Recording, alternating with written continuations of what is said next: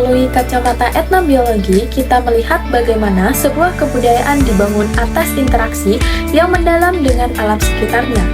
Bidang ilmiah ini secara khusus mengkaji hubungan timbal balik yang dinamis antara masyarakat manusia dengan lingkungan hidup, serta keanekaragaman hayati di sekeliling mereka. Dari dasar pengetahuan lokal, inilah bioprospeksi hadir. Langkah ilmiah ini bertujuan untuk menjelajahi, menguji, dan mengembangkan potensi fungsional dari kekayaan hayati tersebut agar manfaatnya dapat dinikmati secara lebih luas. Di Indonesia, TAPE menjadi salah satu contoh nyata tempat bertemunya kedua bidang ini. Berbekal pemahaman yang tajam mengenai mikroorganisme dan sifat fisik tumbuhan, masyarakat lokal mampu melahirkan inovasi pangan yang sangat maju pada masanya. Video ini akan menunjukkan bagaimana tradisi fermentasi tape menjadi bukti nyata dari kecerdasan ekologis bangsa kita. Sejarah perkembangan tapai adalah kisah tentang kemampuan manusia dalam beradaptasi dengan lingkungannya. Jika menengok ke masa purba, jauh sebelum tanaman singkong dikenal di Nusantara, masyarakat Australesia yang bermigrasi ke Nusantara sudah menguasai teknik fermentasi beras ketan. Lemang tapai menjadi bukti etnobiologi bagaimana manusia purba memanfaatkan mikrobiologi untuk menghasilkan hidangan sakral dalam upacara adat. Memasuki era kolonial, singkong yang awalnya dibawa bangsa Portugis ke Nusantara pada abad ke-16 mulai dibudidayakan secara masif di Pulau Jawa oleh pemerintah Hindia Belanda pada pertengahan abad ke-19. Saat krisis pangan melanda, masyarakat Jawa Barat tidak lagi melihat umbi ini sebagai makanan alternatif yang tawar. Mereka mengadaptasi formula ragi yang awalnya digunakan untuk ketan, mulai diaplikasikan pada singkong. Lahirlah peyem atau tape singkong sebagai solusi pengawetan hayati yang cerdas, memastikan hasil panen melimpah tidak terbuang sia-sia akibat pembusukan, sekaligus menjadi penyambung hidup masyarakat.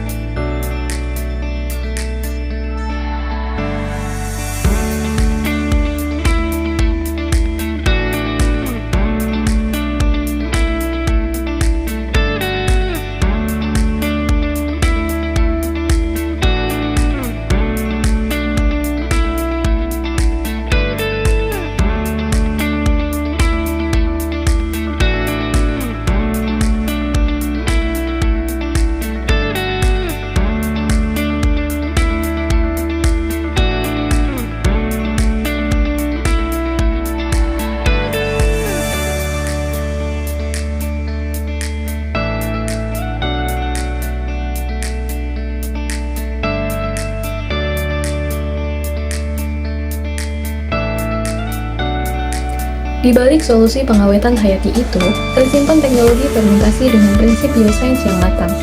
Secara turun-temurun, masyarakat memahami bahwa suhu merupakan variabel penentu keberhasilan. Inokulasi ragi hanya dilakukan ketika bahan baku telah benar-benar dingin. Dalam prinsip biosains, langkah ini sangat penting untuk menjaga viabilitas atau kelangsungan hidup konsorsium mikroba di dalam ragi. Selama proses pengeraman di dalam wadah yang tertutup rapat, kondisi anaerob atau tanpa udara akan terbentuk. Disinilah terjadi dekomposisi enzimatik, di mana pati diubah menjadi gula sederhana yang kemudian dikonversi menjadi alkohol dan asam organik yang membentuk cita rasa khas tapai. Penggunaan daun pisang atau daun jambu sebagai pembungkus pun bukan sekedar wadah fisik, melainkan bentuk pemanfaatan lingkungan untuk menyediakan ruang termal yang stabil bagi mikroba bekerja. Kajian oleh Jayanti et al. 2024 membuktikan bahwa suhu inokulasi dan jenis ragi secara langsung menentukan kualitas fermentasi tapai, di mana kondisi suhu yang tidak tepat dapat merusak viabilitas Aspergillus oryzae dan Saccharomyces cerevisiae, serta menghambat konversi pati menjadi alkohol dan asam organik secara optimal. Here is sped up footage of carbon dioxide bubbles being formed from the process of fermentation by yeast. Fermentation is when an organism breaks down carbohydrates for energy in the absence of oxygen. There are millions of tiny yeast cells on this slide, consuming carbohydrates and producing carbon dioxide, which eventually forms bubbles. Yeast are a type of egg-shaped Tapi apakah warisan pengetahuan ini masih lestari? Kami berbincang dengan seorang mahasiswa biologi dari Sentra Penghasil Tapai untuk mendengar langsung. Halo Ara. Halo. Kamu kan sebagai salah satu mahasiswa biologi yang berasal dari daerah yang terkenal ya sebagai salah satu produksi tape. Nah, apakah di sana produksi tape masih dilakukan sampai sekarang? Dan biasanya tape digunakan untuk apa saja ya? Betul, jadi saya tuh berasal dari Kota Bumiayu, Kabupaten Brebes bagian selatan, itu masih banyak produksi tape. Biasanya kami itu menggunakan tape itu sebagai hidangan bagi orang yang selamatan, pernikahan, ataupun untuk tamu yang berkunjung. Biasanya di wisata-wisata juga itu banyak sekali tape yang bisa dibuat oleh-oleh seperti itu. Sebagai mahasiswa biologi, sebenarnya kamu melihat nggak potensi tape di masa depan? Oh, sangat-sangat melihat. Jadi saya tuh melihat tape sebagai potensi bioekonomi. Selain bahan dasarnya itu berbasis biologi, itu kan murah ya. Terus juga bisa kita kembangkan kayak dodol peyem, terus kue, dan itu sangat banyak sekali dan harganya pasti bisa dijual dengan mahal. Baik, terima kasih atas waktu. Berbicara soal potensi tape, sebenarnya apa saja sih manfaat bagi kesehatan? Melalui kacamata bioprospeksi, tapai dapat dikategorikan sebagai sumber nutrisi berharga yang menyimpan potensi besar. Berbagai riset membuktikan bahwa proses fermentasi pada tapai mampu menghasilkan vitamin B12 melalui aktivitas mikroorganisme pangan. Unsur mikro ini merupakan zat gizi esensial yang umumnya sangat jarang ditemukan pada bahan pangan nabati asli.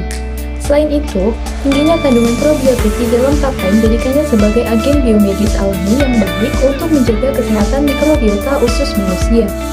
Hal ini menjadi bukti bahwa pangan tradisional telah menyediakan solusi bagi kesehatan manusia jauh sebelum suplemen kesehatan modern diproduksi secara massal. Yulia dan Arman 2023 dalam penelitiannya menegaskan bahwa tapai mengandung mikroba probiotik aktif termasuk bakteri asam laktat dan kamir serta enzim-enzim pencernaan yang menjadikannya kandidat kuat pangan fungsional masa depan. Kesimpulan dari studi kasus ini sangat jelas, tape bukan sekedar makanan tradisional, melainkan bukti nyata dari kehebatan sains lokal kita.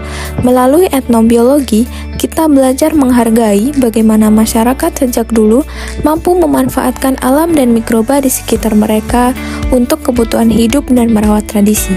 Sementara melalui bioprospeksi, tugas kita sebagai generasi muda adalah membawa pengetahuan lokal tersebut ke laboratorium untuk diuji, dibuktikan manfaatnya, dan dikembangkan menjadi inovasi baru yang bermanfaat bagi kesehatan dunia modern. Dengan memandukan kearifan lokal dan sains modern, kita tidak hanya melestarikan budaya, tetapi membuka jalan bagi masa depan pangan fungsional yang lahir asli dari bumi Nusantara.